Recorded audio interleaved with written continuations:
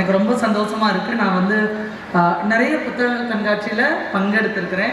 ஏன்னா நானும் ஒரு பதிப்பாளர். நான் வந்து முதல் திருநங்கை பதிப்பகம் வந்து வச்சிருக்கிறோம். நாங்கள் வந்து திருநங்கை பிரஸ் எல்எல்பி அப்படிங்கிற ஒரு பதிப்பகம் வச்சிருக்கிறோம். சென்னையில் உள்ள புத்தக கண்காட்சியில் கிட்டத்தட்ட 4 முறை பங்கெடுத்திருக்கிறோம். ஸோ ஒவ்வொரு மாவட்டத்தோறும் போகலான்னு பிளானில் இருக்கிறோம். பட் இப்போ தான் கொஞ்சம் கோயம்புத்தூரில் பங்கெடுத்தோம். இங்கே நாகைக்கும் பங்கெடுக்கலாம்னு முயற்சி எடுத்தோம்.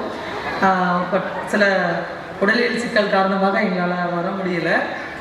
எங்களுடைய பதிப்பகத்திலே பல புத்தகங்கள் திருநங்கைகள் திருநம்பிகள் எழுதிய புத்தகங்கள் இருக்கிறது. எங்களுடைய வழிகளை வரிகளாக சொல்வதற்கு எங்களை தவிர வேறு யாரும் இருக்கிறார் இல்லை. மற்றவர்கள் சொல்வதை விட எங்களுடைய வழிகளை நாங்கள் சொல்றதுன்னு இருக்குல்ல, அதுக்கு பவர் வந்து ரொம்ப அதிகம். அதுக்கு மிகப்பெரிய எடுத்துக்காட்டு தான் இன்னைக்கு இங்கே நடக்கக்கூடிய மிகப்பெரிய புத்தக திருவிழா. நானும் இதுவரைக்கும் எத்தனையோ புத்தக திருவிழாக்களை பங்கெடுத்திருக்கிறேன். நிறைய மேடைகளில் பேசியிருக்கிறேன். பல்வேறு நாடுகளில் இருக்கிற புத்தக கண்காட்சிகளெல்லாம் பங்கெடுத்திருக்கிறேன். ஆனால் இந்த நாகப்பட்டினத்தில் உள்ள ஒரு மிகப்பெரிய ஸ்பெஷாலிட்டி என்ன தெரியுமா? புத்தகத்தின் மீது இந்த மாவட்ட ஆட்சித்தலைவரும் மாவட்ட நிர்வாகமும் வச்சிருக்கிற காதல். ஏன்னா இங்கே இருக்கக்கூடிய இது எல்லாமே எப்படி தெரியும் அப்படின்னா, அவங்க தேர்வு செய்திருக்கிற தலைப்புகளும் தேர்வு செய்திருக்கின்ற பேச்சாளர்கள் இருக்கிறாங்க இல்லையா, அண்ட் அதுக்கப்புறம் இங்கே வரக்கூடிய வாசிப்பாளர்களை நம்ம என்கரேஜ் பண்ணணுங்கிறதுக்காக குழுக்கள் முறையில் ஒவ்வொரு நாளும் அவங்களை தேர்ந்தெடுத்து அவர்களுக்கு புத்தகங்களை நீங்கள் வாங்குங்க அப்படிங்கிற ஒரு என்கரேஜ்மெண்ட் கொடுக்கறதுங்கிறத நான் வேற எந்த புத்தகத்தை கண்காட்சியிலையும் பார்க்கவே இல்லை. ஸோ இதில் இருந்தே இது வந்து ஒரு சின்ன எக்ஸாம்பிள் தான் நான் சொல்கிறேன். ஆனால் நிறைய விஷயங்களை பார்க்குறேன். ஒரு விஷயமும் ஒரு தகவலும் எல்லாருக்கும் தெரிஞ்சிருக்கு. மாவட்ட நிர்வாகத்தில் இருக்கக்கூடிய அத்தனை நிர்வாகிகளுக்கு தெரிஞ்சிருக்குது. ஒரு ஆட்சித்தலைவர்னா ஆட்சித்தலைவருக்கு மட்டும்தான் ஒரு பெரிய இன்ட்ரெஸ்ட் இருக்கும். நம்ம வந்து இந்த புத்தக கண்காட்சியை ரொம்ப சிறப்பாக பண்ணணும், இந்த வருஷம் பண்ணணும், அண்ட் அடுத்த வருஷம் பண்ணணும் அப்படிங்கிற ஒரு இது. ஆனால் ஒவ்வொரு வருஷமும் மிக சிறப்பாக பண்ணணும் அப்படிங்கிற ஒரு ஆர்வம் இந்த நாகை மாவட்டத்தில் இருக்கக்கூடிய ஆட்சித்தலைவர்கள்கிட்ட நான் பார்க்குறேன். ஏன்னா தொடர்ந்து இந்த கடந்த 3 வருடங்களில் நடந்த விஷயங்களை பற்றியும் நான் கேள்விப்பட்டிருக்கிறேன். ஏன்னா என்னுடைய தோழி அவர்களும் ஒரு எழுத்தாளர். அவங்க பக்கத்து மாவட்டம் திருவாரூரை சேர்ந்தவர்கள். அவர்கள் வந்து இந்தியாவிலேயே கேரள அரசினுடைய சிறந்த திருநங்கை விருது வாங்கின, சிறந்த நடிகைக்கான விருது வாங்கின ஒரு திருநங்கை நேகா. அவங்க வந்து திருவாரூர் மாவட்டம் தான். ஸோ அவங்கக்கிட்ட கேட்கும்போது நிறைய தகவல்கள் சொன்னாங்க, இந்த மாவட்டத்துக்கான ஒரு பெரிய சிறப்பு அப்படின்னு. அப்படி இருக்கிற மாவட்டத்தில் எல்லா டிஃப்ரென்ஸுமே இல்லாமல் எல்லாருமே ஈக்குவல். நாங்கள் வந்து மதத்தின் சார்பாகவும் சரி யாரையும் பிரித்து பார்க்கறதில்ல. எல்லாரும் ஒற்றுமையாக வாழ்ந்து கொண்டிருக்கக்கூடிய ஒரு நல்லிணக்கத்தை பேணி காத்து கொண்டிருக்கக்கூடிய ஒரு மாவட்டத்தில் பாலின சமத்துவத்தை பற்றி பேசாமல் இருக்க முடியுமா சொல்லுங்க? ஸோ பாலின சமத்துவம் அப்படிங்கிறது இங்கே நான் பெரும்பாலான மக்கள் சிந்தித்து கொண்டிருப்பது ஆண் பெண் அப்படிங்கிறது மட்டும்தான். அது வந்து அடையாளம். ஆண் பெண்ணுங்கிறது என்ன அடையாளம். இங்கே திருநங்கை திருநம்பி அப்படிங்கிற ஒரு பாலினம் இருக்கு. அதுவும் ஒரு அடையாளம் தானே. அந்த அடையாளத்தை நாம் தெரிந்து கொள்ளலாம். அட்லீஸ்ட் இவங்க யாரு அப்படிங்கிறத தெரிந்து கொள்ளலாம். ஆனால் எனக்கு தேவையே இல்லை, நான் ஸ்கிப் பண்ணிட்டு போறது அப்படிங்கிறது இருக்கக்கூடாது. நிச்சயமாக நாகை மாவட்டம் அப்படி இருக்காது அப்படிங்கிற பெரும் நம்பிக்கை எனக்கு இருக்கு.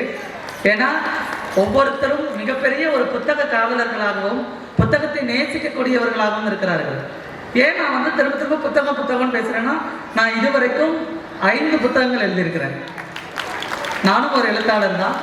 என்னுடைய புத்தகம் மற்ற திருநங்கைகளை மாதிரி முழுக்க என்னை வந்து வீட்டில் ஏற்றுக்கறல, வீட்டை விட்டு வெளியில் துரத்துனாங்க, அடித்தாங்க, நான் துன்புறுத்தினாங்கிற என்னுடைய துன்புறுத்தலும் எனக்கு நடந்த வன்கொடுமைகளை பற்றி பேசவே பேசாது. என்னுடைய 5 புத்தகத்தை நீங்கள் படிச்சீங்கன்னாலுமே ஒரு எழுத்துல கூட என்னை பார்த்தோ என் சமூகத்தை பார்த்தோ இறக்கம் அப்படிங்கிறது வரவே வராது. ஏன் இவங்க இந்த நிலைமைக்கு தள்ளணும், நாம ஏன் இந்த நிலைமைக்கு தள்ளப்பட்டோம், அவங்களுடைய உரிமைகள் என்ன? சரி தள்ளிட்டோம், ஆனால் இவங்களை நம்மளை மாதிரி சக மனிதர்களாக மதிக்க வேண்டும் அப்படிங்கிறது தான் ஒவ்வொரு எழுத்தும் நான் வந்து என்னுடைய புத்தகத்தில் சொல்லுவேன். அதில் வந்து ஒரே ஒரு புத்தகம் மட்டும் எடுத்துகிட்டு வந்திருக்கிறேன். ஏன்னா நிறைய வாசகர்கள் ரொம்ப விரும்பிய ஒரு புத்தகம் பஸ்தி அப்படிங்கிறது. இது வந்து என்னுடைய முதல் சிறுகதை தொகுப்பு. ஸோ கதை வடிவத்தில் திருநர் மக்களுடைய உரிமைகளையும் பாலின சமத்துவத்திற்கான வழிமுறைகளையும் நாம் பேசியிருக்கிறோம். சரி, பாலின சமத்துவம் அப்படின்னா என்ன? நாம் வெறுமனையாக திருநங்கைகள் திருநம்பிகள் மட்டும்தான் பாலின சமத்துவமா? இல்லை. இந்த நாகை மாவட்டம் பெண்களையும் மதிக்கக்கூடிய ஒரு மாவட்டம். இல்லை, பெண்களுக்கான உரிமைகளுக்காக குரல் கொடுக்கணும்னு பிறந்த மாவட்டம், தமிழ் பிறந்த மாவட்டம் பக்கத்தில் இருக்குல்ல. இல்லை, அப்படி இருக்கும் பொழுது பெண்களை மதிக்கணும் அப்படிங்கிற ஒரு ஒரு மரியாதை ஆட்டோமேட்டிக்காக எல்லாருக்கும் வரும்.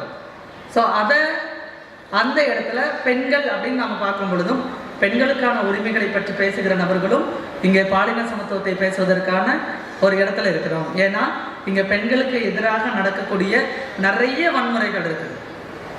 நம்ம நாட்டில் நிறைய பெண்களுக்கு எதிரான வன்முறைகள் நடந்துட்டு இருக்குது, வன்கொடுமைகள் நடந்துட்டு இருக்குது. பெண்களை பாதுகாப்பதற்கு தமிழக அரசும் சரி, ஒவ்வொரு மாவட்டத்தில் இருக்கக்கூடிய மாவட்ட நிர்வாகிகளும் சரி நிறைய முயற்சிகள் எடுத்துட்டு இருக்கிறாங்க.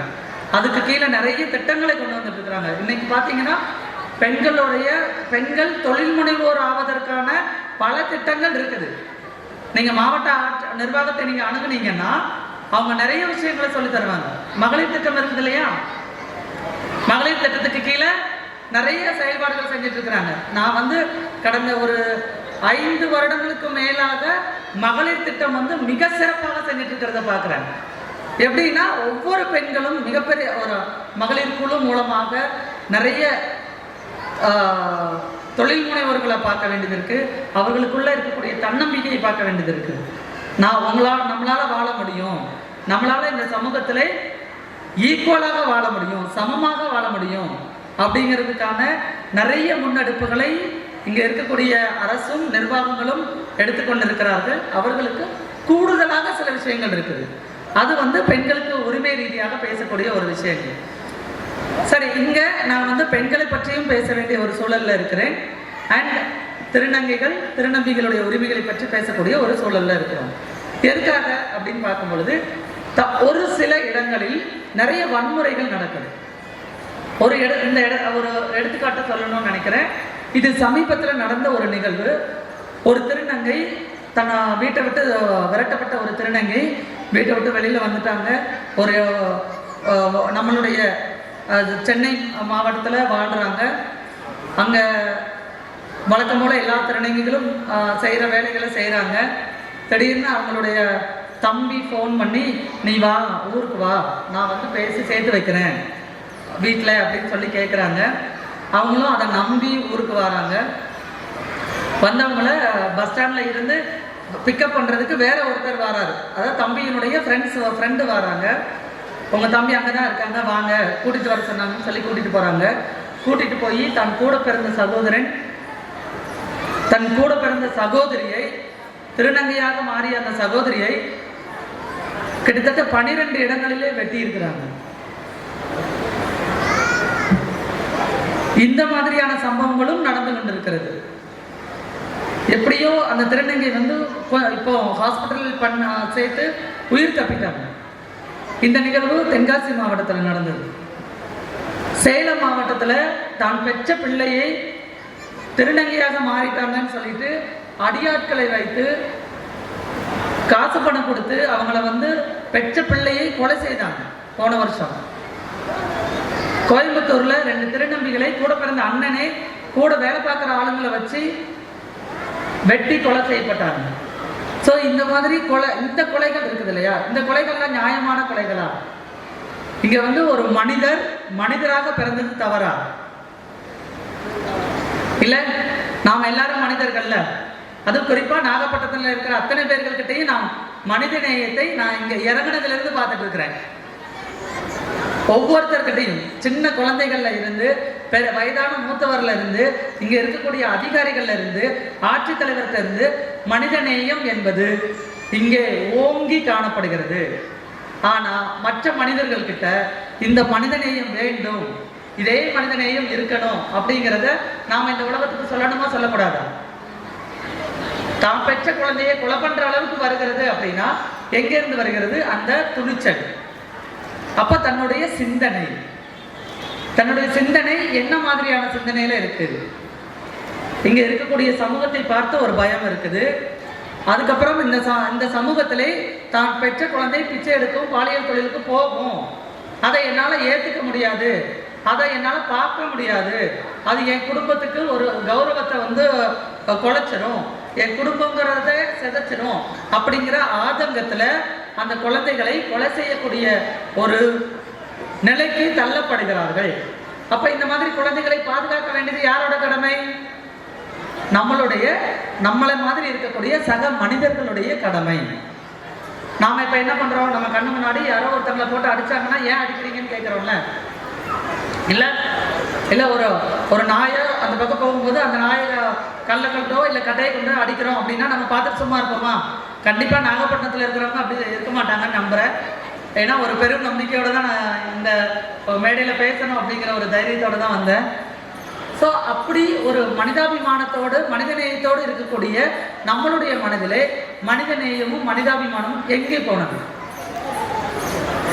அதுவும் குறிப்பாக இந்த மாதிரி மக்கள்களை பார்க்கும் பொழுது மட்டும் எங்க போனுச்சு? ஸோ அது வேணும்ல, அது எப்பவுமே பேணி காக்கணும்ல. நான் இப்ப இவ்வளவு பெரிய இடத்துல இருந்தாலும் நான் இதுவரைக்கும் ஒரு திருநங்கையாக பிறந்ததற்காக வெட்கப்பட்டதே இல்லை. ஏன்னா நான் என் பாலினத்துக்கு உண்மையா இருக்கேன். அதனாலதான் நான் இந்தியாவின் முதல் திருநங்கை பொறியியல் பட்டதாரி, இந்தியாவிலே முதலாக திருநங்கைக்காக நம்மளுடைய தமிழக அரசினால வழங்கப்படுகின்ற சிறந்த 3ஆம் பாலினத்தர் சிறந்த திருநங்கைக்கான விருது முதலாக நான் வாங்கினேன். அண்ட் நான் இதுவரைக்கும் கிட்டத்தட்ட ஒரு 12 நாடுகளுக்கு சென்றிருக்கிறேன். அந்த நாட்டினுடைய அமெரிக்கா நாட்டினுடைய சிறப்பு அழைப்பாளராக, அந்த நாட்டினுடைய விருந்தாளராக சென்றிருக்கிறேன். நம்ம நாட்டில் இருக்கக்கூடிய சட்டங்கள், இங்கே திருநங்கை மக்களுக்கு பாதுகாப்பதற்கான சட்டங்கள், பெண்களுக்கான பாதுகாப்பு சட்டங்களை பற்றி, அவங்க நாட்டுகளில் இருக்கிற பாலிசிஸ், அங்கே இருக்கிற சட்டங்களை பற்றி எக்ஸ்சேஞ்ச் பண்ணுறதுக்காக ஒரு நிகழ்வு வந்து ஏற்பாடு செய்திருந்தாங்க. கிட்டத்தட்ட ஒரு 24 நாள் நான் அமெரிக்காவிலே சுற்றுப்பயணம் செய்தேன். அந்த சுற்றுப்பயணத்தை கூட நம்ம விட்டுறக்கூடாதுங்கிறதுக்காக அதை புத்தக வடிவமாக்கி தீட்டு பறவை ஒரு திருநங்கையின் அமெரிக்க நாட்குறிப்புன்னு எழுதியிருக்கிறேன். இது எல்லாம் நான் பெருமைக்காக சொல்லலை. நாம வேணான்னு தூக்கி போடுற ஒரு விதை இருக்குல்ல, அந்த விதை நாம எதிர்பார்க்காத மாதிரி விருட்சமா மாறி பெரிய ஆலமரமா மாறி நம்மளை தூக்கி போட்டவங்களுக்கே நிழல் கொடுப்போம். அந்த மாதிரி தான் இங்க இருக்கக்கூடிய திருநங்கையர் சமூகம். நாம வேணான்னு தூக்கி போட்டவங்க நாம இந்த சமூகத்துக்கு ஒரு அநீதி நடக்கும் பொழுது நிச்சயமாக குரல் கொடுக்க தான் செய்யறாங்க. இந்த சமூகத்தை நாம தலைகுனிய விடக்கூடாது. நம்மளை வந்து அசிங்கப்படுத்தின, கேவலப்படுத்தின, ஒரு இழிநிலைக்கு தள்ளப்பட்ட இந்த தள்ளிய ஒரு சமூகத்தை எதிராக நாம போர் தொடுக்கணும்னு இல்லை, எனக்கான உரிமையை நாம கேட்கறது. ஸோ இங்க எதனால அது வந்துச்சு? கல்வி அப்படிங்கிற ஒரு விஷயம் எனக்கு கிடைச்சதுனால. பெண்களுக்கான உரிமை அப்படிங்கிறது கிடைச்சதுக்கு அப்புறம் எத்தனை பெண்கள் இன்னைக்கு உயர் அதிகாரிகளாக உயர் மட்டத்தில் இருக்கக்கூடிய பொறுப்புல இருக்கிறாங்க? எதனால இருக்கிறாங்க? கல்வி அப்படிங்கிற ஒரு மிகப்பெரிய ஆயுதம் கிடைச்சதுனால. இன்னைக்கு நாம இவ்வளவு பெரிய சிந்தனையாளர்களாகவும் இவ்வளவு வாசிப்பாளர்களாகவும் இந்த மாதிரியான ஒரு புத்தக கண்காட்சியை இவ்வளோ பெருசா திட்டமிடுறதுக்குன்னு ஒரு மிகப்பெரிய டீம் வேணுங்க. சும்மா சாதாரண ஒரு விஷயமே கிடையாது இது. நாம திருவிழாவை கூட, திருவிழா கமிட்டி ஒரு 20 பேர் இருக்காங்க, அந்த 20 பேரை வச்சு ஒரு திருவிழாவை நடத்தி முடிச்சிடலாம். ஆனா ஒரு புத்தக கண்காட்சியை, இவ்வளவு பிரம்மாண்டமான ஒரு புத்தக கண்காட்சியை, இந்த பக்கம் பார்த்தீங்கன்னா நெல் பயிர்களுடைய வகைகள் அத்தனை வகைகள் இருக்கிறது, இந்த பக்கம் பார்த்தீங்கன்னா இசைக்கருவிகள் அத்துணை வகையான இசைக்கருவிகள் இருக்குது.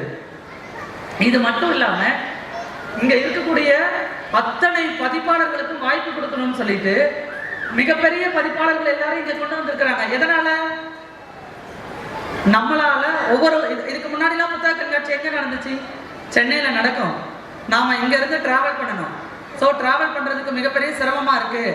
அதனால நம்ம மாவட்டம் தோறும் புத்தக கண்காட்சி நடத்தலாங்கிற ஒரு மிகப்பெரிய முன்னெடுப்பை தமிழக அரசு எடுத்ததற்கு நான் இந்த நேரத்தில் பெரும் நன்றியை சொல்ல கடமைப்பட்டிருக்கிறேன். அதை வந்து இங்கே இருக்கக்கூடிய இந்த நாகை மாவட்டத்தை சேர்ந்த மாவட்ட ஆட்சியாளருக்கு இன்னும் சிறப்பாக கூடுதலான வாழ்த்துக்களையும் மனமார்ந்த நன்றியையும் நான் சொல்லணும்னு ஆசைப்படுறேன். ஏன்னா இந்த திருவிழாவை மிக சிறப்பாக நுணுக்கமாக ஒருத்தரையும் எவ்வளவு அன்பாக உபசரிக்கணும் அப்படிங்கிறதுல இருந்து தொடங்கி பேச்சாளர்களை எவ்வளவு தூரம் நாம உருவாக்கணும் அப்படிங்கிற அந்த இடத்து வரைக்கும் பிளான் பண்ணி இது வந்து ஒரு பிளானிங் பண்ணி எக்ஸிக்யூட் பண்ற ஒரு டீம். ஸோ அந்த டீம்ல இருக்கிற அத்தனை பேருக்குமே ஹேட்ஸ் ஆஃப். ரொம்ப அழகா பண்ணியிருக்கிறீங்க, ரொம்ப பெருமையா இருக்குது. ஒரு பதிப்பாளருக்கு கொடுக்க வேண்டிய மரியாதை என்ன அப்படிங்கிறத இங்க வந்து கத்துட்டு போகணும். ஒரு எழுத்தாளருக்கு கொடுக்கக்கூடிய மரியாதை என்ன, மதிப்பு என்னங்கிறத இங்க வந்து நீங்க கற்றுக் கொடுத்துருக்கிறீங்க. அத்தனை பேருக்கும் வெளிச்சம் போட்டு காட்டிருக்கிறீங்க. ஸோ அப்படி இருக்கிற நாகை மாவட்டம் இன்றைக்கு பாலின சமத்துவத்தை பற்றி பேசும் பொழுது ஆண் பேச்சாளர்கள் கூப்பிட்டாங்க, பெண் பேச்சாளர்கள் கூப்பிட்டாங்க, பெண் எழுத்தாளர்கள் வந்திருப்பாங்க, ஆண் எழுத்தாளர்கள் வந்திருக்கிறாங்க, திரை நட்சத்திரங்கள் வந்திருக்கிறாங்க. ஆனா இங்கே நாங்கள் திருநங்கைகளையும் மனிதர்களாக மதிக்கிறோம். அந்த மனிதர்களை எங்க கூட நாங்க தோள் கொடுத்து தட்டி கொடுத்து உங்களுடைய உரிமைகளுக்காகவும் நாங்க நிக்கிறோம். நீங்களும் பேசுவீங்க, உங்களுடைய பேச்சும் எங்களுக்கு வேண்டும், இந்த மண்ணுக்கு வேண்டும், இந்த மக்களுக்கு வேண்டும். இந்த மக்களுடைய மனது ரொம்ப தூய்மையான மனது. அவர்கள் பாலின சமத்துவத்தை மிகவும் மதிக்கக்கூடிய ஒரு நபர்கள். ஸோ அவங்களுக்கு போய் சேரணுங்கிறதுக்காக திருநங்கையான என்னையும் திருநங்கை நர்த்தகி நடராஜ் அவர்களையும் இங்க அழைச்சிருக்கிறாங்க. சும்மா பேருக்கு டோக்கனிசம் சொல்லுவாங்க ஆங்கிலத்துல. பேருக்கு ஒருத்தவங்களை கூப்பிட்டு வச்சு இவங்களை பேச வைக்கலாம் அப்படின்னா ஒருத்தவங்களை தான் நம்மளால கூப்பிட முடியும். ஆனா இங்க நாங்க பேரளவுல பண்ணவே இல்லை. உண்மையான ஒரு அக்கறையோடையும் சமூக அக்கறையோட சமூகத்தின் மீது இருக்கக்கூடிய அன்போடையும் காதலோடையும் நாங்க பண்றோங்கிறத இங்க 2 திருநங்கைகளை இவங்க இன்வைட் செஞ்சிருக்கிறாங்க. அவங்க தேர்வு செய்ததற்கான எப்படி தேர்வு செஞ்சாங்கன்னு எனக்கு அது தெரியாது.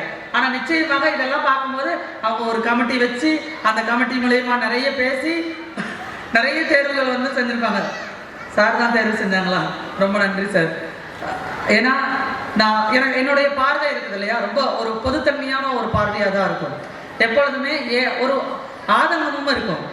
என்னுடைய வரிகள்லாம் நீங்க பார்த்தீங்கன்னா சமூகத்தின் மீது ஒரு பயங்கரமா ஈட்டி வச்சு எறிகிற மாதிரி ஒரு கேள்வி கணைகளெல்லாம் தவிர்த்துப்பேன். ஆனா இங்க வந்து அந்த ஆதங்கத்தை குறைக்கிற மாதிரி ஒரு சூழல் வர ஆரம்பிச்சது. ஏன்னா இல்ல, இந்த தளம் சரியான தளம், மிகச்சரியான தளம். இந்த தளத்திலே சமத்துவம் அப்படின்னா என்ன? ஆண் பெண் எல்லாரும் சமம். ஆண் பெண் மட்டுமல்ல, சமம் அல்ல, ஆண் பெண் திருநங்கையர் திருநம்பியரும் சமமானவர்கள். அவர்களுக்கும் எல்லா உரிமையும் கிடைக்கணும். அவர்களும் நம்மை போல் மனிதர்கள். நான் ஏன் திரும்ப திரும்ப மனிதர்கள் சொல்லிட்டு இருக்கிறேன் அப்படின்னா இங்கே மனிதநேயம் அதிகமாக காணப்படுகிறது. இந்த மனிதநேயம் தான் இங்க இருக்கக்கூடிய மற்ற மாவட்டங்களில் இருக்கக்கூடிய அத்துணை மனிதர்களுக்கும் போய் சேரணுங்கிறதுக்காக நான் இதை சொல்றேன். ஸோ இங்கே பாலின சமத்துவம் என்று நாம் பேசும் பொழுது வெறுமனையாக இங்க திருநங்கையர் ஆண் பெண் மட்டும் இல்லாமல் திருநங்கையர் திருநம்பியர் சமூக மக்கள் இருக்கிறார்கள். இங்கே நாகப்பட்டினம் மாவட்டத்திலையும் திருநங்கைகள் இருக்கிறார்கள். அவர்களுக்கும் நிறைய சிறப்பான உதவிகளும் நலத்திட்ட உதவிகளும் செஞ்சுட்டு இருக்கிறாங்க அப்படிங்கிறதையும் நான் கேள்விப்பட்டேன். ஸோ இன்னும் தொடர்ந்து செய்யணும் அப்படிங்கிறதும் என்னுடைய ஒரு கோரிக்கையாக நான் இங்கே வைக்கிறேன். அதுவும் இல்லாமல் இந்த சகோதரத்துவம் அப்படின்னு ஒரு விஷயம் இருக்கு இல்லையா? எதனால நம்ம சகோதரத்துவம் அப்படின்னு சொல்றோம்? சகோதரத்துவம் ஆனா ஆக்சுவலி நான் கொடுத்த தலைப்பு அந்த மென்ஷன் பண்ண தலைப்புல பாலின சமத்துவமும் சகத்துவமும் அப்படின்னு சொல்லியிருக்கேன். ஆனா சார் எனக்கு ஃபோன் பண்ணி கேட்கும்போது மேடம் அது சகோதரத்துவம் இல்லை அப்படின்னு சொன்னாங்க. ஆமா, ஏன்னா நம்மளுடைய சமூகத்திலே சகோதரத்துவம் அப்படின்னு நம்ம சொல்லியிருக்கிறோம். ஆனா சகோதரத்துவத்துல கூட பாலினம் இருக்குங்க. அது ஒரு ஆண் பாலை குறிக்கிறது. சகோதரத்துவம் சகோதரித்துவம் கிடையாது, சகோதரத்துவம். ஸோ உண்மையான தமிழ் சொல் சகத்துவம். ஏன் சகத்துவம் அப்படின்னு நாம சொல்றோம் அப்படின்னா சக மனிதர்கள், எல்லாரும் மனிதர்கள். Gender neutral word. பாலின ஜெண்டர் நியூட்ரல், பாலினமே இல்லை இருக்கக்கூடாது அந்த வார்த்தையில. ஸோ அதனாலதான் நான் சகத்துவம், சகம் அப்படிங்கிறது இந்த உலகம். உலகம் அப்படிங்கிறது யாருக்கு சொந்தமானது? யாருக்கு சொந்தம்? நீங்க மட்டும் பட்டா போட்டு வச்சிருக்கிறீங்களா? பெண்களுக்கு சொந்தமானதா? ஆண்களுக்கு சொந்தமானதா? நாய்க்கு சொந்தமானதா? ஒட்டகத்துக்கு சொந்தமானதா? மிருகங்களுக்கு சொந்தமானதா? பறவைகளுக்கு சொந்தமானதா? மரங்களுக்கு சொந்தமானதா? யாருக்கு சொந்தமானது? காற்றுக்கு சொந்தமானதா? உலகம் என்பது அனைவருக்கும் சொந்தமானது. இந்த பூமி பந்து அனைத்து மனிதர்களுக்கும் சொந்தமானது, அனைத்து மிருகங்களுக்கும் சொந்தமானது, இந்த இயற்கை அனைவருக்கும் சொந்தமானது. அதுலதான் சகத்துவமும் என்பது அனைவருக்கும் சொந்தமானது. அனைவரும் சமம், நாம எல்லாரும் ஈக்குவல். மேல கீழே எதுவுமே கிடையாது. பாலின வேறுபாடு, சாதிய வேறுபாடு, மத வேறுபாடு, எந்த வேறுபாடும் இல்லாத ஒரு சமத்துவமான ஒரு நபர்கள், சமமான ஒரு நபர்கள் அப்படிங்கிற வார்த்தைக்காகத்தான் சகத்துவம் அப்படிங்கிற வார்த்தையை நாம வழிமொழிகிறோம். ஸோ பாலின சமத்துவத்துக்கும் இந்த சகத்துவத்துக்கும் என்ன வித்தியாசம்? எதனால நாம் அதை ஒன்று சேர்த்தோம் அப்படின்னா, இங்கே சகோதரத்துவம் இருக்க போய் தான் பாலின சமத்துவம் நடைபெறாமல் இருந்துட்டு இருக்குது. ஏன்? சகோதரத்துவம் என்பது ஆணாதிக்கத்தை சார்ந்த ஒரு வார்த்தை. இங்க மேல் சாவணி சொசைட்டி அப்படிங்கிற ஒரு இடத்துல இருக்கிறோம்ல, பெரும்பாலான ஆண்கள் முடிவு செய்யக்கூடிய ஒரு இடம். பெண்களுக்கான ரெப்ரசன்டேட்டிவ் அப்படிங்கிறது கம்பேரிட்டிவ் மென்னை விட இங்க கம்மி தான். ஸோ அப்படி இருக்கும் பொழுது அதிகாரத்தை, ஒரு முடிவை எடுக்கக்கூடிய இடத்திலே ஆண்களும் அவங்களுக்கு சேர்ந்த அந்த ஆணாதிக்க சிந்தனை இருக்குல்ல. இப்ப நான் சொன்னேன்ல, இந்த கொலை செய்யறது, இவங்களை இந்த மனிதர்களை பார்த்தா இழிவா பார்க்கறது, இழி சொல்லால அழைக்கிறதுங்கிற சிந்தனை எங்க இருந்து வந்தது? இப்ப சொல்லுங்க. இப்ப இந்த இடத்துல ஒரு கேள்வி வரும், இல்ல மேடம் நீங்க ஆணாதிக்கம் சொன்னா அப்ப ஆண்கள் மட்டும்தான் கிண்டல் பண்றாங்களா?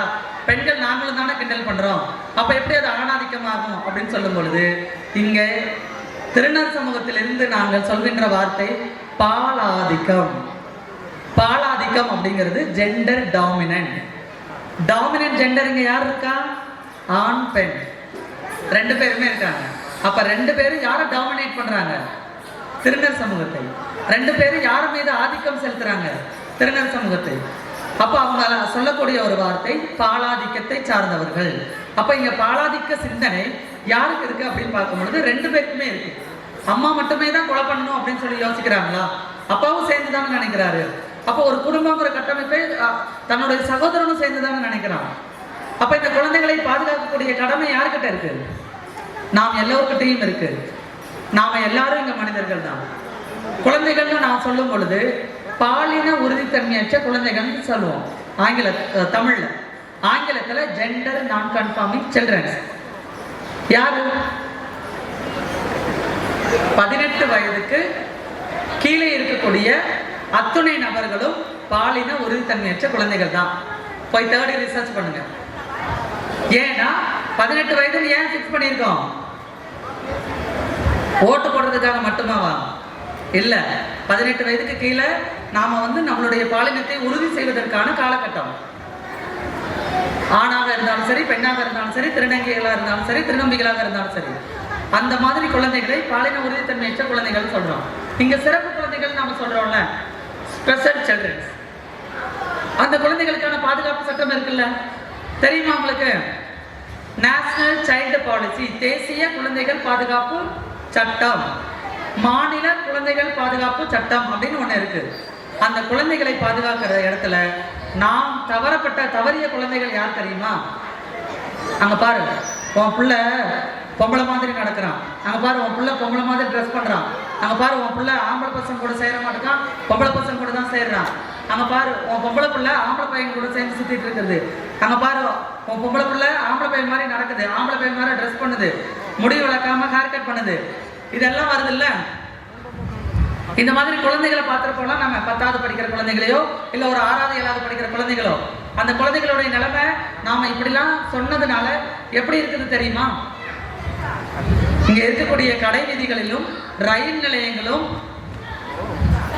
இரவு நேரங்களில் இருக்கு நாம கடந்து செல்கின்ற சாலைகளும் சொல்லும் அந்த குழந்தைகளுடைய நிலைமை என்னன்னு. அப்ப அந்த குழந்தைகளை நாம பாதுகாப்பதற்கு இந்த மாதிரி சட்டங்கள் இருந்துருச்சுன்னா என்னையும் எங்க அப்பா அம்மா ஏத்திருந்திருப்பாங்கல்ல.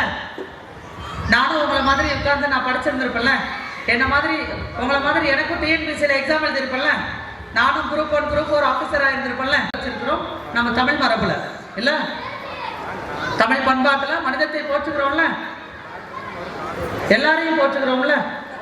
அப்படி இருக்கும் பொழுது ஏன் இந்த மாதிரி குழந்தைகளை மட்டும் நாம் கைவிட வேண்டிய ஒரு சூழல்ல இருக்கிறோம்? ஸோ அந்த சூழலை மாற்ற வேண்டிய பொறுப்பு நாம் அனைவருக்கும் இருக்கு. ஸோ சமத்துவம் அப்படின்னு பார்க்கும் பொழுது பாலின சமத்துவம் சகத்துவம் இல்லாமல் சாத்தியப்படவே படாது. இங்கே பாலின சமத்துவம் என்பது சக மனிதர்களாகிய நான் ஒவ்வொருத்தரும் நாம மனசுக்குள்ள ஒரு ரிசர்வேஷன் எடுத்துக்கலாமா?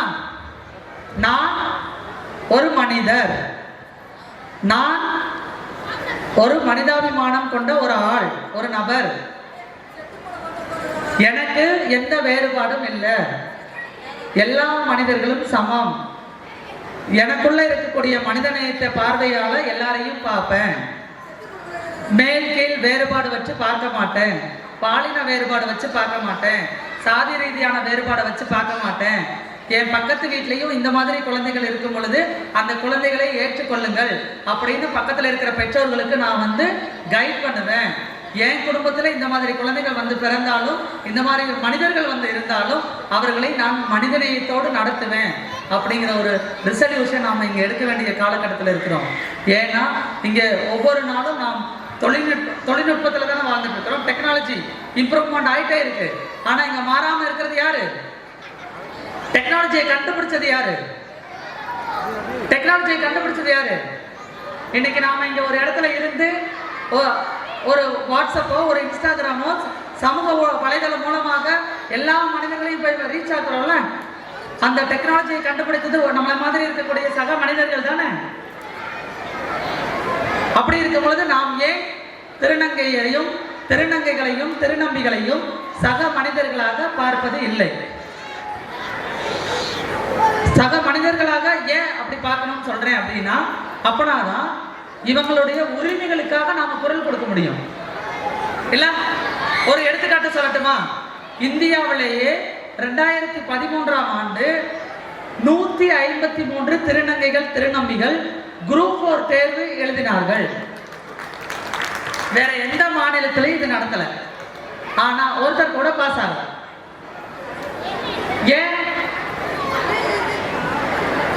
ஏன்னா திருநங்கைகளுக்கான திருநம்பிகளுக்கான இடஒதுக்கீடு கட் ஆஃப் அப்படிங்கிறது இல்லவே இல்லை. அப்ப அது உரிமை தானே. அந்த உரிமையை கேட்கும் போது நாம சக மனிதர்களாக நினைக்கிற நாம என்ன பண்ணணும்? ஆமா, அவங்க கேட்கறது உரிமை, அந்த உரிமையை கொடுங்கன்னு சொல்லணும். அந்த நேரத்துல தான் நாம நம்மளுடைய உரிமைகளை கேட்க முடியும் இல்லையா? கேட்போமா?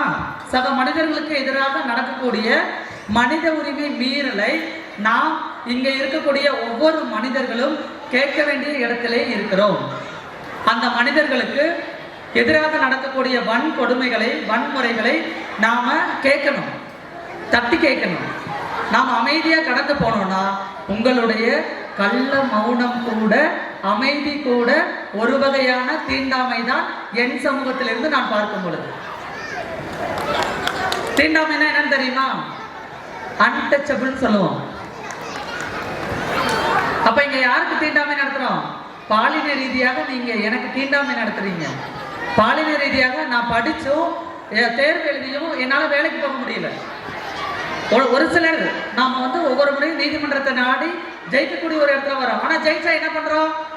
திருநங்கை அக்கா சூப்பர், நீங்க போராடி வந்திருக்கிறீங்க, வாழ்த்துக்கள் சொல்றோம். ஆனா அந்த படிகளை கடந்து வருவதற்கு எவ்வளவு சிரமங்கள் இருக்கு. பெற்ற தாயே வீட்டை விட்டு வெளியில துரத்துற ஒரு இது இருக்குல்ல, தாய்மை அப்படிங்கிற ஒரு விஷயம் பார்க்கிறோம்ல, அந்த தாய்மைக்கு ஏன் மனிதநேயம் இல்லை, மனிதம் இல்லை? அந்த அளவுக்கு நம்ம சொசைட்டி பார்த்து பயம். எங்க அம்மாக்கும் எனக்கும் பிரச்சனை, நானும் எங்க அம்மாவும் இல்லை. எங்க அப்பாவுக்கும் எனக்கு பிரச்சனை, நாங்க 2 பேரும் இல்லை. சொசைட்டி, இந்த சொசைட்டி என்ன பார்க்கும்? இந்த சொசைட்டி என்னை எப்படி நடத்தும்? இந்த சொசைட்டி என்னை எந்த அளவுக்கு கீழ்த்தரமாக நடத்தும்? என் பிள்ளை ஒன்றும் இல்லை, நம்ம பெத்த பிள்ளை நம்ம கண்ணு முன்னாடி பிச்சை எடுக்கிறத நம்ம ஏற்றுப்போமா? நான்லாம் ஏற்றுக்க மாட்டேன், நான் ஒத்துக்கிறேன். நீங்க ஏற்றுப்பீங்களா? ஏற்றுப்பீங்களா? அப்ப ஏத்துக்காதவங்க தப்பானவங்களா? அப்ப எப்படி அந்த அப்பா அம்மா தப்பானவங்க நாம சொல்ல முடியும்? அவங்கள ஏத்துக்கிறவங்க விடாம பண்ணது யாரு? இந்த சொசைட்டி. என் பிள்ளையும் மற்ற குழந்தைகள் மாதிரி வந்துச்சுன்னா ஓகே, அவங்க படிக்கிறதுக்கு வாய்ப்பு இருக்குது, வேலைக்கு போக வாய்ப்பு இருக்குது, அவங்க வேலைக்கு போனதுக்கு அப்புறம் அரசு தேர்வு எழுதுறதுக்கு வாய்ப்பு இருக்குது, என் பிள்ளை ஐஏஎஸ் ஆகும், டாக்டர் ஆகும், இது எம்பிபிஎஸ் படிக்கும், அண்ட் எல்லா துறைகளையும் போய் இருக்கும், ஒரு இன்ஜினியர் ஆகும், அமைச்சர் ஆவாங்க, எம்எல்ஏ ஆவாங்க, குரூப் 1 ஆபீசர் ஆவாங்க, குரூப் 2 ஆபீசர் ஆவாங்க அப்படின்னு இருந்தா எந்த பெற்றோர் ஏத்துக்காம இருப்பாங்க? இல்ல. அப்ப எனக்கான வாய்ப்புங்க இல்லைல்ல. அப்ப அந்த வாய்ப்பை உருவாக்கக்கூடிய இடத்துல நான் மட்டும் போராடணுமா? நான் மட்டும் அதை கேட்கணுமா? இல்லைல்ல. இப்ப நாம பேசுறோம்ல மனிதநேயம், மனிதம் அப்படின்னு ஒரு விஷயம். ஸோ இங்க மனிதம் அப்படின்னு ஒவ்வொரு மனிதர்களுக்குள்ளேயும் இருந்துச்சு அப்படின்னா இங்க இருக்கக்கூடிய எல்லா வேறுபாடுகளும் கலந்துரும்.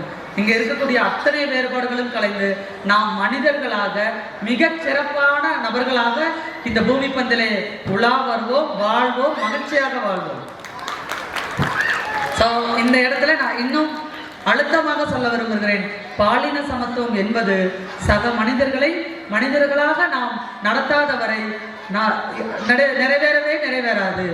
பாலின சமத்துவத்தை நிறைவேற்றுவதற்கு மனிதர்களை மனிதர்களாக நடப்போம், மனிதநேயத்தை பரப்போம் என்று கூறிக்கொண்டு இந்த வாய்ப்பு வழங்கிய அத்துணை நபர்களுக்கும் மாவட்ட நிர்வாகத்தினருக்கும் என்னுடைய வாழ்த்துக்களையும் நன்றியும் தெரிவித்துக் கொள்கிறேன்.